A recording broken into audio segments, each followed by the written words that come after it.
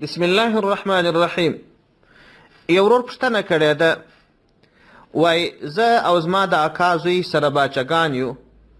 یوه خور دته ناسته ده، یوه ما واده کړی دی، ده واده نه دی کړی.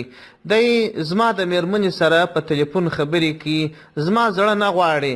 آیا د ده تلیفون زما د میرمنې سره یا خبرې کول ورسره جایز دي که جایز نه دي؟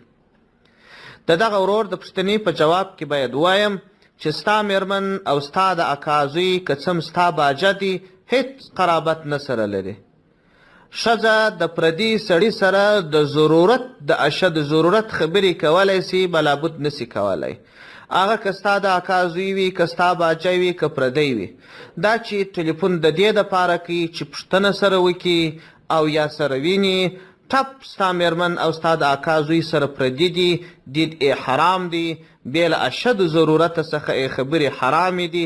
هغسې اشد ضرورت لکه یوه ښځه چې پردي سړي ته هم ویلی سي، ډاکټر پوښتنه ځینې کوي، د لارې پوښتنه ځینې کوي. داسې اشد ضرورتو په وخت کې چې د ښځې خبرې کول جایز دي، په هغه اندازه جایز دي، تر هغه بلابود خبرې نه دي جایز. ستا د اکا زوی که څوم ستا باجه دی، ستا د میرمنې څخه پردی دی، ستا د میرمنې هیڅ قریب نه دی. محرم هغه کس بلل کیږي چې د ابد دپاره نکاح ورسره حرامه وي. او د ستا د میرمنې سره یو وخت که ته وفات سې یا دا ښځه طلاقه کې، ستا د اکا د زوی نکاح روا کېدلی سي. نو د هر چا سره چې نکاح یو وخت نه د یو وخت روا کېږي، هغه غیر محرم دی، د هغه سره دید حرام دی، ستر ورکول ځینې لازم دی.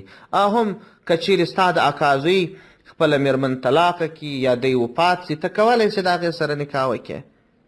تحفة الملوک جل اول صفحه 222. السلام علیکم ورحمة الله وبرکاته.